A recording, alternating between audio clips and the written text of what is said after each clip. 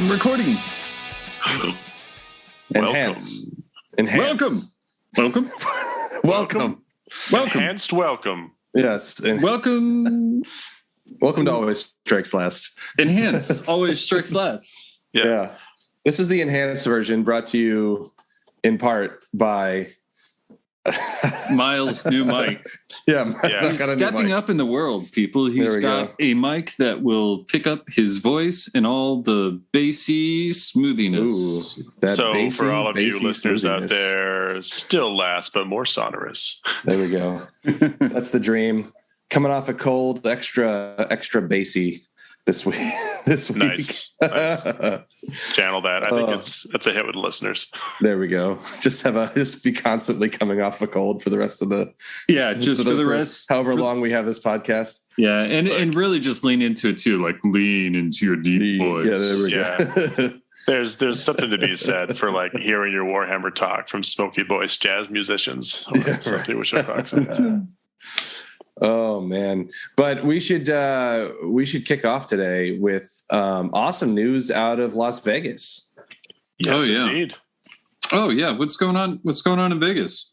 I think there's some kind of tournament. Did anybody check that out? I heard about something there. It's like a little RTT, right?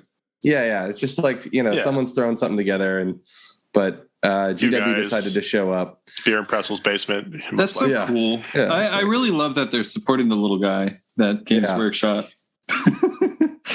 Absolutely. Of course, this weekend is LVO. Yeah, for those who don't know what LVO is, okay. It's a giant tournament. Just search LVO on the internet. That's way better than us describing it. It's Las Vegas Open, amazing, large tournament. I miss every year because life happens. And it's, you know what? I feel like every time. So this year, kind of a funny set of games in that they're going to be playing with the new points from the new GHB, but the old mission and battle pack. That is so weird, really. Which I would have actually loved to try out, by the way. Yeah, no, I'm sure it'll be fun, but think about the uselessness of this data that's about to come out of what is probably the largest tournament in the world. Yeah, it'll be non-replicatable immediately. Yeah, so all this stuff. Well, good for them. What I'm sure it'll be fine. I always feel like this happens every time there's an LVO where the GHB has just come out and there's some funniness with it, or there's a new book that you can't play for some reason, and that completely throws off XYZ. Yeah. Maybe that just happens every time. Well, I think that has been a consistent theme. I can't remember an LVO I've gone to where there wasn't some weird wrinkle in the mix like that. It varies in size. This is probably a bigger one, I think. Yeah, and let's just all pat ourselves on the back for not having to deal with 40K's changes or the lack thereof for their side. Apparently, they're not making the changeover for this one, so they're going to be even more skewed from what I hear. Oh yeah. So, a tip of the hat to all of our friends and comrades out there playing in their various games. Obviously, we are not. We're on the sidelines this year. No, we're here talking to you in this podcast. We're in Vegas in spirit, chatting it up in your ear biscuits, but not try continental insights. So last night, though, as GW is wont to do, they gave us some previews of models that make me have an aneurysm when I look at my bank account, and wow, there was a lot. And I gotta say, as somebody who's been playing the game for a long time, the fact that I finally have another squad of Adeptus Starbites to go with my old metal ones is very interesting. That is exciting. Not exactly Age of Sigmar, but I'm just going to say it's really interesting that I finally get some plastic Judge Dreads. Yeah. No, they look great. They look great. Very, absolutely. very cool. Very cool. But on the topic of Age of Sigmar, we got a bunch of new Seraphon showed off. Finally, some new models for them. Oh, I had a model-gasm when they released the cavalry. Yeah. Did you see that cavalry? Oh my gosh. I have some thoughts on that cavalry, and I think that they are awesome for one. Mm-hmm. Two, they follow a trend that I've been sort of tracking in my own little world with GW cavalry of pets that are big and very cute, but somehow more dangerous than you think you should have in your house. I feel like a lot of the big cavalry models on those size bases they released have all followed like this trend, but they keep doing that. They keep like releasing on this cadence these really cool cavalry models. So the ones that preceded it that sort of stick out of my mind are like the kangaroo mounts from the from like the Huracan Wind Riders, the big chonky Seekers that for me kind of look like chocobos for like the Slick Blades and the Bliss Barb Seekers, and then now these things they're all big, they all like kind of like cute, but a little bit dangerous. Yeah, they're like on a farm, on a preserve, out in the rural area, and not city cavalry, right? They're not city cavalry. We definitely read an article about someone who got too close and tried to pat one and got mauled, put to death by it on BuzzFeed. And, obviously there are going to be a couple of weird, places in Florida that will say they're completely domesticated, but, there are tales of people getting mauled by these Archaeopteryx that are coming out soon, right? Florida man eaten alive by Archaeopteryx. Yeah. For the record, I would 100,000% watch a Netflix series about Archaeopteryx King or whatever we would call it. With a skink on a farm in Florida. Archaeopteryx. That was how we first actually discovered feathers on dinosaurs, by the way. Oh, nice. Little science fact for you at Challenge home. Me, science nerds. But yeah, the Seraphon release, I think I'm going to start Seraphon. You know why? There you go. Because they fixed the models that I hate the most from that army. There you go. Saurus warriors are chunky boys again. Finally. New Saurus warriors, they look great. Yep. I was going to tell you, my Saurus my Seraphon are still in Seattle. You just got to track down Don. He's got them. Oh, it's an opportunity right there, Matt. Yeah, get a jump start. Ooh. Get some games in. And then this new Slan looks fantastic. To go along with Croak, sort of in the new more wild Slan chair. Yeah, I think it's pretty cool. I love the little frog friend that they decided to make a side picture of. And then leaning fully into that Aztecian vibe for the secondary head is great. Yeah. Oh, the crystal skull. That's pretty. Yeah. The crystal skull as well. Very pseudoscientist of them, right? Yeah. And the big fun thing for me is they're saying that's not it. So now I'm wondering, are we finally going to see some non-derpy salamanders? That would be great. Or some Croxagores. They could use a kit. They could really use a kit. Yeah. They could stand to revamp the base skink kit. Just going to throw that out there. I think they're going to do a salamander switcheroo on you, Matt. I think they're going to make an awesome salamander kit, and they're going to be terrible in the game all of a sudden. You know how much I would love that? So much. That is always the way. Who says Christmas comes out once a year? They are the stick in my spokes, man. If they're, you always think you can take them right up until you have no army left. There you go. And then also in the Age of Sigmar, well, kind of in the Age of Sigmar, new Warcry box set. They are just churning these Warcry box sets out. Oh, I'm loving it. After I get that one, that's like 2 tables worth of terrain right there. No, absolutely. It's amazing. And it looks like we got some werewolfy vampire dudes. They're like vampire monks, aren't they? Like deny their bloodlust kind of thing.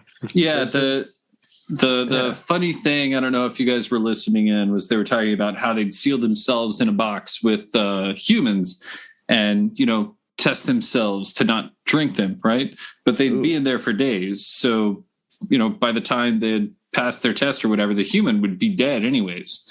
So it's perfectly pointless. I love it. Yeah, it's a pretty cool new unit there. And the corn guys to fight them look great as well. We got some fun new corny cleavers that they're rocking. Right? I love those. Mm-hmm. And they're all based off of they worship Karnak, I believe is what it is. Oh, nice. Yeah. They have a thing for the hounds, I think. Sat straight nerding on that one the whole time. One other thing with the Lizardmen, that Archaeopteryx kit was a dual build. So they've got have they revealed I can see with the sort of Star Lances or whatever. I'm just going to call it a Star Lance. Yeah. So shooty Rixes and smacky Rixes, right? Yeah. Although the smacky ones are just skinks with spears, so they can't be that good. The magical spears. No. There's skinks with non-magical spears, and then there's skinks with magical spears. See, you say they're not that good. And then, you just put Croak down on the table and then, it doesn't really matter. Yeah, the key word there is magical spears. Yeah. I presume that would be something that you can pull a classic Lizardmen and make them like damage 20, Ren -4, 3 mortal weapons on 3s to hit, just the normal Lizardmen thing. I mean, skinks throwing javelins, those are the free extra attacks they give you on all of your, extra like dinos. So the Bastillodon, 4 extra skink javelins. They just give these things out like they're candy, and they've never hit once, as far as I can tell. Oh yeah, they've been absolutely pointless in any games we've had. It's just the it is just the Bastillodon shooting twice, right? Yeah. Yeah. Now, very technically, those skinks get to shoot twice too. Unannounced, but I'm pretty sure if you take the special character from the book, Arcturus King, they get, mortals and 5s and 6s, and if you look at them, funny. Oh, yeah. And then you can summon him back, and the unit will be twice its original size. Yeah. Yeah.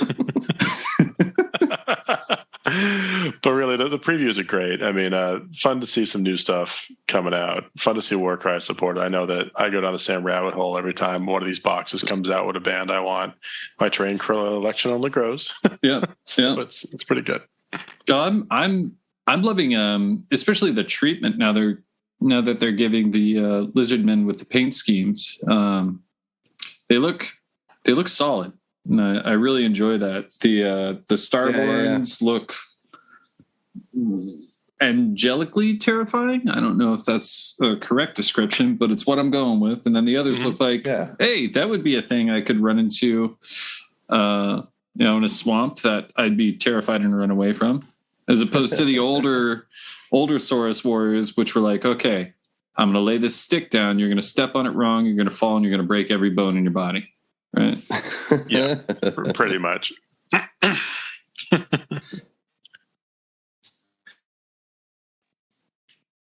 But yeah, outside of that. So just to change the topic a little bit, that new General's Handbook is finally out, although due to a shipping error, it's not actually physically in my hands yet. Gotta love it. We'll get there. Apparently in Nottingham, they had a little warehouse switcheroo. The old shell and cup game of, the old of warehouses. Out of paper. So fair enough. Fair play to them. But got in a game this week with my new Big Wa list. So that's very exciting. We're using the new GHB. Oh, very nice. So you were utilizing the new rules, getting a sense for this Galatian Champions business. Exactly. Nice. And so I had Big Wa, Maw Crusher, Mega Boss on Maw Crusher. I just sort of went with the same loadout that I usually go with, which is the smelly one, and Armor of Gork, which is -2 movement but 6 up, feel no pain, with and +1 to hit all the time. So that's kind of nice. And then he had, what was his? he went with he was mighty bossy, so he could do the mighty destroyers thing, even if somebody else had been the mighty destroyers. I don't know if I'm going to keep using that, but I was trialing that. Had a war boss on foot with a destroyer axe, so that's the once per game plus 3 damage. That's a spicy meatball when that lands. Oh yeah. Had a war chanter, a swamp kala shaman with potgrot, and a wargog prophet to round it all out. Had a Galatian sharpshooters battalion with some man-skewer bolt boys, a squad of 10 brutes, and a squad of gut rippers. And then my mega boss on foot was joined in a Galatian command with another squad of 10 brutes. So it's 20 brutes, 10 gut rippers, 6 bolt boys, and then all the heroes in the Maw Crusher. Did I mishear, or did you say you put the bolt boys in like a sharpshooter battalion, or what was? Yep. Okay. Yeah. So the new Galatian sharpshooter battalion lets them target heroes, especially Galatian commanders, champions, even though that they are within 1 inch of troops. Yep. Very nice. Yeah. And that's very key. Very key now. And so I was playing against some Stormcast, and I have the list here. I didn't get his battalions listed, but I can make some educated guesses. But he was Hammers of Sigmar. Nice. So, the 6-up, feel no pain when you're next to an objective. He had Bastion, a Celestant Prime, a Knight Relictor with Translocate, and a Lord Imperatant. 10 Judicators with Skybolts, nice. With the bows. 2 units of Liberators, and a big unit of 10 Protectors. Nice. Yeah, so it was beefy. Yeah. And so what was it? We played the Prize of Galley, which is obviously a very popular mission. So it's the same. Yeah, it's the same one from the last book. They carried it over. So that's the one where you are there's 5 objectives and you turn one on every turn.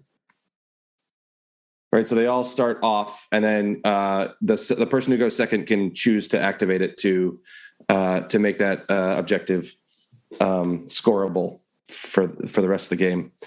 And he gave me first turn. I kind of just moved everything up. I was able to grab the objective. The first thing I noticed was there were no good secondaries that you can it was a real reach to get a secondary on the first turn. I love it. Oh yeah. I love it. I definitely spent a command point to auto run my mega boss on foot to get him onto an objective to get one of those new ones that requires a Galatian veteran on a objective. That does seem to be a theme. I'll just add real quick because you sort of hopped onto that point. No pun intended, Miles. But I feel like a good percentage of those objectives require a Galatian veteran to be alive, or champion, I should say, to be alive and nearby. Otherwise, you're basically quite secondary poor. Yeah, unless you're pulling from your own book, which Big Wah only has 1, I think. They have a couple, but there's one good one.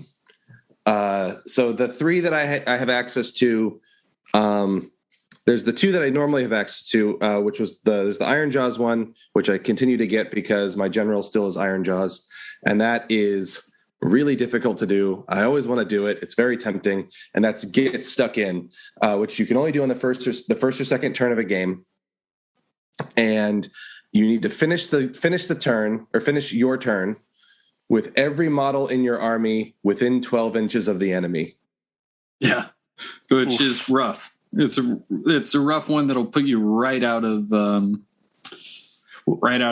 any tactical viability for your army. Well, there's that, but my whole army wants to move up anyway. It's actually not that hard to achieve. The real trick is not killing yourself out of range. Yeah. If you hit them too hard, you will suddenly be out of range. That seems to be the problematical part to it. Yeah. It's like, I can totally see that. The other good one is stomp the puny gits or something like that, which is kill all of their battle line. Which, sometimes you can do it, sometimes you can't. And then the easy one for Big Wa is I have at least 24 Wa points, and by the end of the turn, I have 30 Wa points. Yeah. So it's a nice late game, just like, yep, I'm going to get that one, no problem. Yep. Yeah, that's a good one.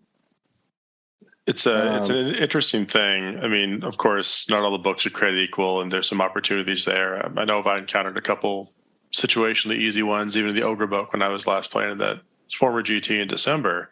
But I've heard some rumors that a lot of the big tournaments might actually level the playing field and not allow secondaries for books. Man, strictly GT. I think that's a bit overreaching as a tournament organizer. Like, there are certain armies that really, really rely on that, and that's the only way they can get through, especially as the GHBs come through, right? So I don't know. I don't know how I feel about that. It'll be weird. Keep it. Yeah. It'd be worth trying out just to see what the effects are of doing that. But I think I'm with you, Matt, that we got to play the game warts and all. I think the only if I were to have a thing that I'd say, no, this is clearly not really thought about and unattainable for some armies, for auto win for others, it's grand strategies. Those. Some are just out of your hands as a player, so it's non-interactive. There's no way to deny your opponent them, regardless of how much you try. So, like, that would be the tentative one, but I prefer to not take anything off the table except for the Kron Spine. Fair point there. No, I think that's something we'll have to see if they try to do, but purely unfounded rumor at this point. Yeah. No, I've heard the rumblings on this side of the continent as well. So, most interesting. We'll see what happens. But yeah, so the game went really well. I won't go through like the full blow by blow, but some key takeaways. I felt like the sharpshooter battalion was literally just attacks on my drops. Probably. Like, I just I had the shooting unit, and to have the shooting unit, I have to have two other units that's attacks on my drops, so for them to target whatever they want, and that was about it. It's interesting. Did you find the sharpshooters paid for themselves with that ability? Were they taking off characters that were crucial to them scoring objectives, or were they sort of not doing that? Yeah, I mean, to be honest, they're bolt boys, so they're just fishing for sixes anyway. So the -1 to hit from Lookout Sir is not that big of a deal, and I'm not sure that I was using them to the best of my ability. Since it was my first time going with them. I definitely would continue to take them with the Sharpshooters Battalion, just because why not? I'm usually not that fussed about my drops anyway. But I definitely don't see it like drastically changing the shooting meta, if you know what I mean.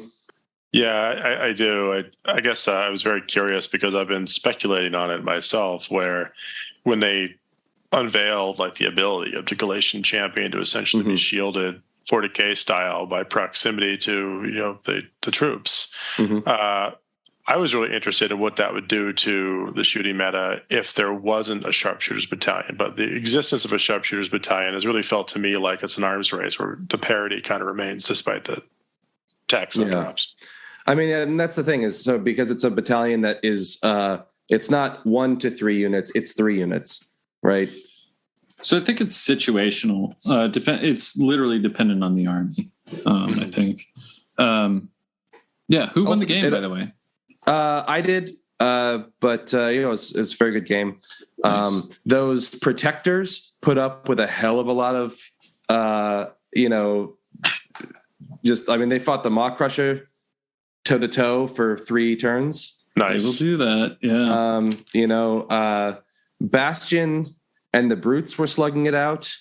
The Celestant Prime came in and, auto charged as he does against the Mega Boss on foot. and it was a double knockout. Nice.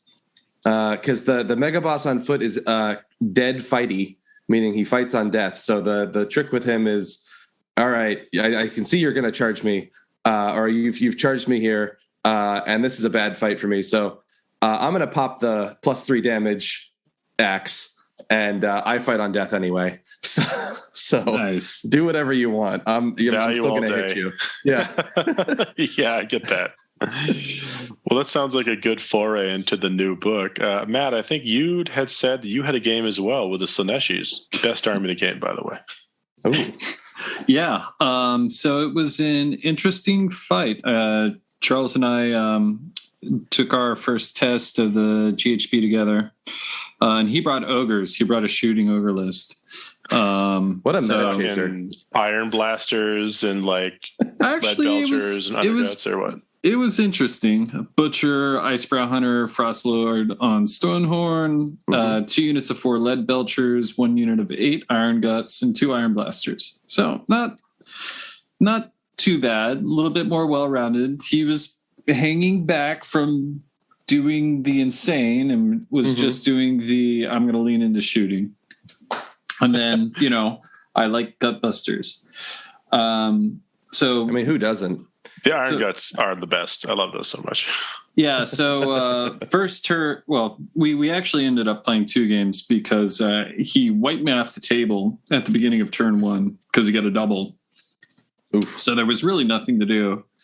And I was just like, yeah, this game is lost. Let's reset. We're not that far in. Let's try it out. And the main reason that he was able to do that was because I don't have the new GHB as well. And so I'm not as just practiced on reading it. Like I have to read the book in order to really soak it in.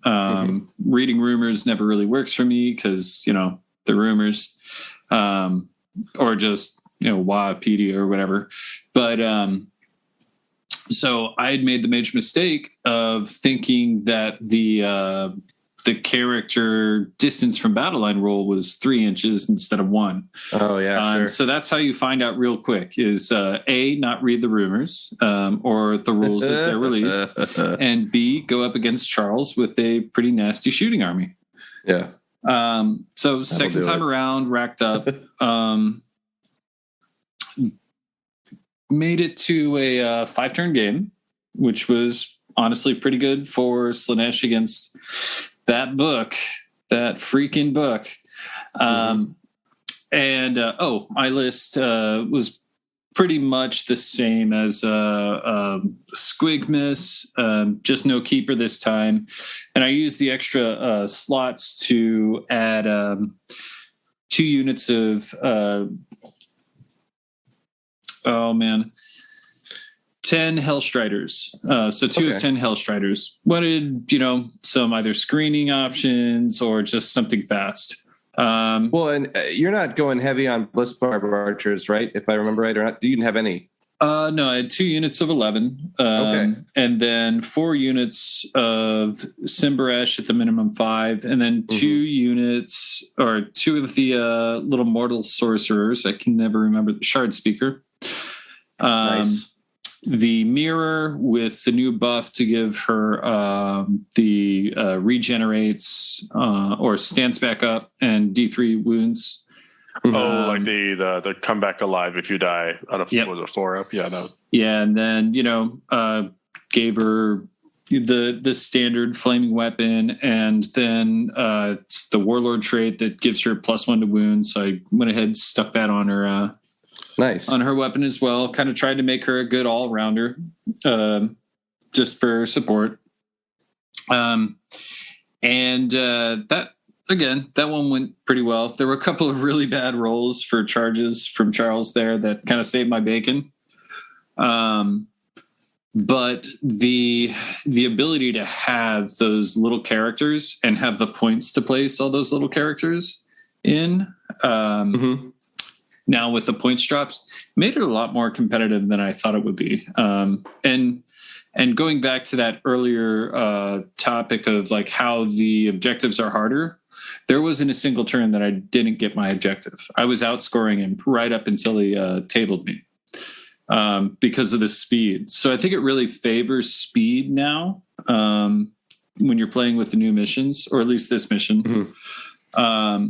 Well, there's definitely a lot of the secondaries where it's like, I need 2 characters and I need them to be in the middle of the board. Yep. Right. And the sooner you can do that, the sooner you can start getting those. Yeah. And when the majority of your army is 8 inches and your shooting can run and shoot, and then your other guys don't have to do anything but just follow up, right? Mm-hmm. There's not really much reason not to do it, especially with that army, because you want to be closing the gap anyways to just kind of harry and get that depravity. Mm-hmm. It's insane because I watched it happen and just still didn't believe it. The Twin Souls, just 2 units of Twin Souls managed to eat through that reinforced Iron Guts unit just right off. Oh, wow. They just like nom nom nom nom nom nom. Damage 2, I don't care how good anybody thinks their save is. If you're throwing that many attacks, damage 2 is just going to wipe you off the board. Did the same to his Stonehorn, dropped it down to almost half wounds just from I think it was 2 guys left after the charge attacking him. That's awesome. Yeah. That's really cool. Go ahead. Oh, but I was going to say, but you ended up running circles around him. Then he killed the army and was able to catch back up. Is that what ended up happening? Man? Yeah, it's essentially, like, okay, how much are you going to have left? Oh, what can I do to throw into that Stonehorn to just keep it there and like hopefully pull off wounds while I take out the rest of your army, right? Mm-hmm. And after a certain point, you just don't have enough bodies left to stop a Stonehorn. That is really the trick. Especially if it romps around on you. Yeah, that he got so many long rolls with that monstrous action. So it was kind of just like the most fun things in AOS right now. I'm sure it is. But if you're the opponent, you're like, I don't know where you're going to go with this. All I know is I can get depravity off of it. I'm just going to bunch everything up so you feel that you have to take mortal wounds on everything. Can I share with you, Matt, as a thing to pass on to Charles, which is really a great salty rub in the wound kind of moment with that. Mm-hmm. Probably not good for tournaments and sportsmanship, but great. I mean, Jack, it's possible he even listens to this podcast. It's not like we're recording this or anything. I know. I have no idea. I just want to make sure it hits those ears, but it could be really fun to just prepare for that moment with a delightful YouTube video of like a puppy just jumping around, having the best time in a field. Oh yeah, play it for your opponent as you roll the 3 dice every time. That is in his wheelhouse. So if you are listening, Charles, then yep, I'm expecting it now. But yeah, I do want to say that I think the sharpshooter thing, I think you have to have already had your list built and it fit in for it to be good. Like with the bliss barbs, mm-hmm. I could see them in that, right? And then I take the other unit tax for whatever it is, but I've already got the bliss barbs built up. And those en masse will take out a 5 to 7 wound character if I dedicate enough at them, right? Sure. Yeah, absolutely. Whereas like if it's the smaller, more expensive units that can just easily be wiped out, I think it paints a target on their back even more so than they already have. Like I'd love to see, I really am interested to see how Stormcast works with that, with the long strikes or hurricanes, because now a lot of people are starting to use, actually we'll probably see a lot more hurricane bolters, right? So sure. I will say, I know they don't usually get played, but those adjudicators with the bows, they were pretty good. I could see they're very good. Well, it is an interesting point you make them at, where it's like if you have stuff in your list that fits in that role, great. It's going to be even more valuable now. If you need to kind of stretch too hard, maybe that takes you away from the core competencies, what you're trying to achieve in the field, and maybe it's too much. But I do think that a lot of units are going to shine with that. I've been looking at the bliss barbs too with it, because maybe a good slight segue into my own journey of the New Year, New Army, where been preparing for a GT next week by trying to finalize my list. I'll be bringing the Slaaneshi arm of the Slaves of Darkness for the Grand Host of Slaanesh, bringing some Chaos Warriors and Chosen and all that kind of stuff. But I am definitely going to bring in some Bliss Barbs as allies to fit into that particular slot. So at least have some options for getting after those Galatian champions, or those screens, even if that's a thing. I don't have much in the way of results to report yet, but I can at least share a list with you guys if you all want to hear about lay it on us. All right. So the one that I'm ultimately going to use is a little bit TBD because it's limited by what's assembled right now, and what I have in that box, Miles, that you left with me. Nice. But it is likely to involve, at the very least, the core unit, the perfect delivery vehicle for Mayhem, which is 10 Slaaneshi Mark Chosen with a Screaming Banner, which all gives them a +1 attack on charge. And It's going to be backed up by a War Shrine, with a Slaanesh Prayer to potentially allow for a 3d6 charge. And the version of it that I'll likely end up bringing is going to be, in addition to that, a couple Chaos Lords on foot to allow for some really robust versions of the Galatian champion. Unit of 10 Chaos Warriors, who'll probably end up with a Nurgle banner, actually, because, we'll cross-pollination. A Chaos Sorcerer Lord, Sigvald, because fun when you have 36 charges. Yeah. 9 Unmade, some Dark Oath Savagers, a unit of Bliss Barb Archers, and then probably a Fulmoroid Crusher, also in the Sniper Battalion. Nice. The Bliss Barbs. Nice. Yeah. No, that's good. I got to say, I really like those Dark Oath. The more that I'm looking at them, they seem like they should be on the table quite a bit in a Slaves of Darkness army. I think so. I mean, there's really nothing not to like about them for 100 points. I mean, not to wax too poetic on how great they are, but they have the 6s on hits or automatic bonus mortal wounds. It's kind of what you always want. But people have been talking so much over the snake people regardless, but they're beefier. They have more damage in general. And if they actually go and contest an objective, they get a 5-up ward save for the rest of the game. Yep, and that's my main thing, right? Take 2 units, have them move up the field, follow behind some Chaos Warriors or some Chaos Knights that are going to clear something really quickly, and then 5-up invulns for the rest of the game. Now you have a troop that's just made itself so much better. Exactly. And we'll see how this all performs, and maybe I'll tweak it a bit, but I'll say that the thing that I'm looking forward to the most on this, especially once I get the paintbrush actually working on it, is to take these old Hammer Chaos Lords I acquired to be the leaders of the Slaaneshi forces and make sure that they're really highlighted. Got some resin bases and all for them, but I have the old snake dude with pointing his finger, and I have the guy with like the Hermit Crab or Fly Claw. I guess if you know the one I'm talking about. I think so, yeah. Yep. Those are Chaos Lords in full. Let me nice. Well, what I'm excited for, in the interim, is that if I remember what's in that box of chaos stuff that you are holding on to very nicely for me, is Chaos Lord Wayne Brady. He's this ancient model. I don't know where he's from, but he is in progress choking a bitch. Whoa. He's holding up some peasant by his throat, just like and the peasant is painted as well. It's fantastic.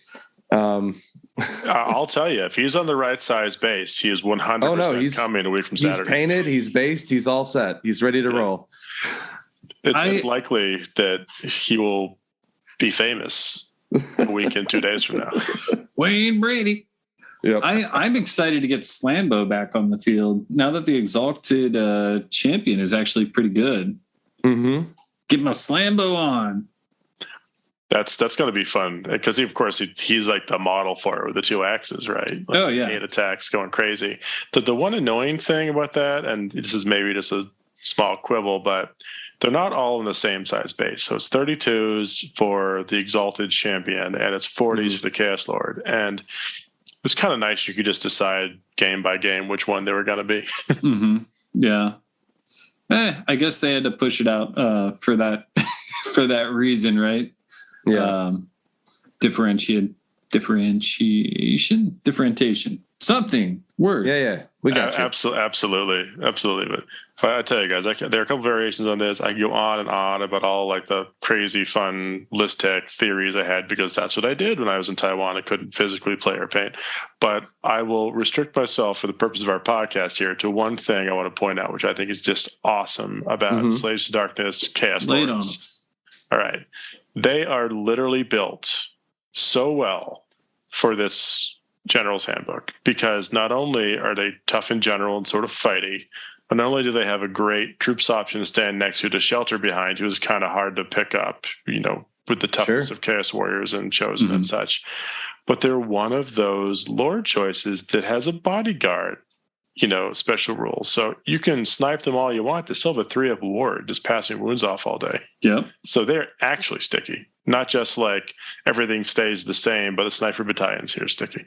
Yeah. There's so many iterations of lists now that I've got like an actual game against using the new rules that I want to try from so many different armies. But like half my armies are cavalry. Come on, Games Workshop. And I'm getting Dino Cavalry. Where's my cavalry book? I mean, I'm excited about this. For sure, next season, the was it General's Handbook 2022-2023 Season 3 General's Handbook that comes out. Yeah, artillery. That's true, but eventually we'll get to the one that Matt's waiting for. I even have the name of it paraphrased as the fields of the insert name placed next to Gallant. There we go. We kind of have it already, but I would love to see them come up with more melee artillery. Does that make sense? Things that are they're not monsters; they're machines of war, and they have they have crew and they break. I feel like there's a different flavor to that than we see out of these like sort of big monsters or monstrous mounts that could be really interesting design space. Yeah, that is interesting. Yeah, that would be really cool. Anything that can take my attention away from the ire of Iron Blasters. But like your snotling pump wagons or steam tanks at a certain level. Or like the Doom Wheel. The Doom Wheel. Yeah, the Doom Wheel. Oh, no. 2023 is the year of the Doom Wheel. We're calling it right now. I'm on board. Doom Wheels for president. July. Yeah. I'll take it. That'll be fun. Oh, so much to look forward to, though. I'm excited about a new season for now, just to see a little spice on the table with these things getting their day in the sun. Because I don't know where I was reading or hearing it, but it really was like a long period of time when the lowly foot hero just kind of felt like an outcast in his own book, unless he was a support piece with a cool buff aura. So he never was there to be a good duelist. Yep. Now they've kind of got some play. Yeah, and hopefully that can they can expand those rules in some way, shape, or form to kind of allow a little bit more survivability for. Look at Night Haunt for armies like that, right? That really truly rely on it. So, we'll see. I firmly believe that a lot of this also provides them with testing for the next iteration of the game, or updates, right? So. It'd be really cool to see that come into play at some point. Should be a lot of fun, especially with Beast of Chaos and Gloomspike Gits coming out. A whole lot of foot characters. You thought we weren't going to talk about it. Almost feel like they're creating this just so they can come out and punch above their weight. There we go. We almost got to the end of the episode without talking about Beast of Chaos and Spike It. Well, I'm so excited. As we all know, right now it's impossible to know what is inside those mysterious tomes, but there are a lot of bodies. You can't see me winking. Yeah. I'm winking. Heard it here first. But absolutely right. Both armies have a ton of foot heroes. And good ones. Classically good ones. Yeah. So they should excel. And from the, tiny bits of information here and there from the Warhammer Plus battle reports and the random Warhammer community articles, the stuff I've seen is all very promising. Yeah. And hopefully it's going to go through and balance those armies out in the way that they need. Like make Beasts of Chaos less OP in one way, and bring Gloomspite Gets up to that place where they can actually, compete without doing insane things. Insane to the lore of the army. I mean, it's true. It's time to make the bad moon at least a middle of the road moon. Let's make it passable. We're not looking for a Bentley. We just just give us let's get a Chevy Camaro. But a Camaro. That needs to be a respectable commuter vehicle. It has to get you there reliably. Give me that Toyota Camry right now. Really hitting all the gearhead jokes this episode. I think we have some mileage left in it. Yeah, there we go. Yeah, the tank's not empty yet, right? So, oh man, but. Really interested to see with Gits, especially what they do, because I feel like one of the cores of that book, the last book, was we can generate way more command points than you can, right? And that in this edition just isn't very interesting because you have such a hard limit on how many of those you can actually spend in every turn. It's true. Yeah. So they either need a new gimmick or they need a way to multi-spend. Yep. And it needs to not be in a gimmick. I think what they need is dependability in some ways. They keep the randomness in the places that it counts, bring in dependability, as kind of like a set level, right? Yeah. Then we can really put the rubber on the road. Yeah. There we go. Boom. Boom. The interior comes in two styles: clammy or dank. It's got that new fungus smell. Yeah. New fungus smell. Oh my god. That's. I think that's a good place. I think a good place to leave everybody. Drive safely, everyone, and make sure to strike last. Yeah, consistently.